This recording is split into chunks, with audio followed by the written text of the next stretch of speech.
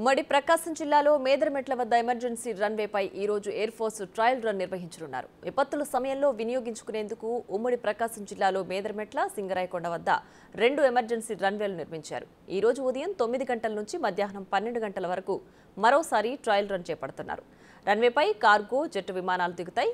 Trial run కోసం 16వ number జాతీయ రహదారిపై ట్రాఫిక్ను మళ్లించారు.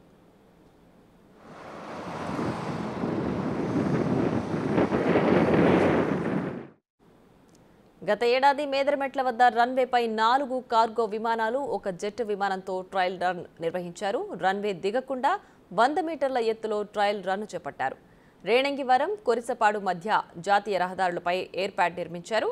విమానాల అత్యవసర ల్యాండింగ్కు అవసరమైన 4 కిలోమీటర్ల దూరం వరకు రహదారిని నిర్మించారు. ఎయిర్పోర్ట్ నుంచి రోడ్డు మార్గం ద్వారా ప్రయాణించే సమయం తగ్గుతుందని చెప్పారు.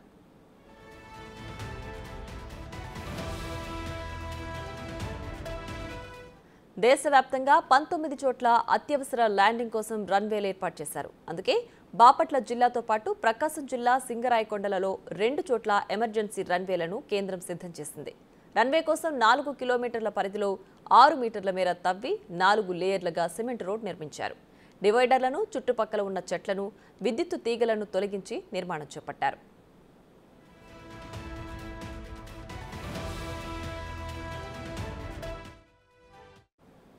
రైట్గా ఇదే అంశానికి సంబంధించి మరింత సమాచారం మా ప్రతినిధి జయరాం లైవ్ లో అందించడానికి సిద్ధంగా ఉన్నారు.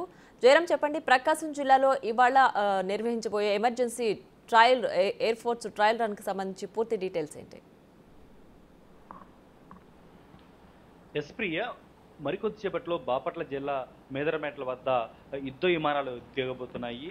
దానికి సంబంధించినటువంటి ప్రస్తుతం మనం ఇక్కడ స్పాట్ ప్రదేశంలో ఉన్నాం. ఇక్కడ రేణింగ్ వారం ప్రస్తుతం మనం ఇక్కడ రన్వే ఒకసారి చూడొచ్చు.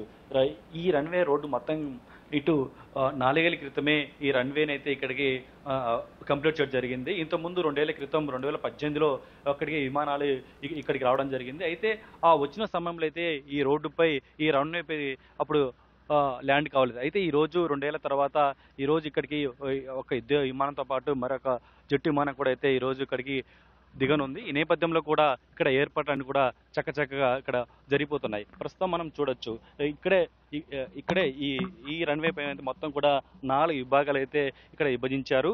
మొత్తం ఈ 4 విభాగాలుగా అయితే ఈ రోడ్డును అయితే విస్తీర్ణం చేసిన పరిస్థితి కనపడుతుంది.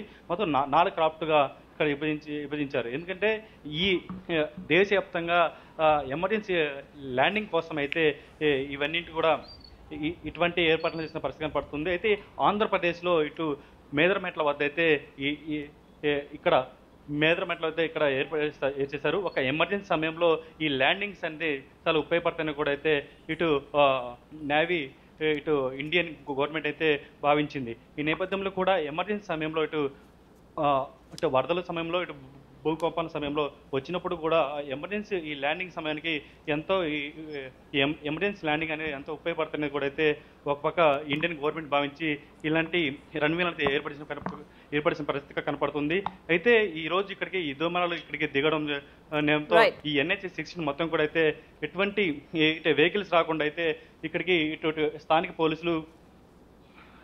పోలీసులు ఇక్కడ ట్రాఫిక్ అంతా అయితే తిప్పారు. ఈ నేపథ్యంలో కూడా అయితే మరికొద్దిసేపట్లో అయితే ఇక్కడికి యుద్ధ విమానాలు ఇక్కడ దిగనున్నాయి. Right Jayaram, thanks for the updates.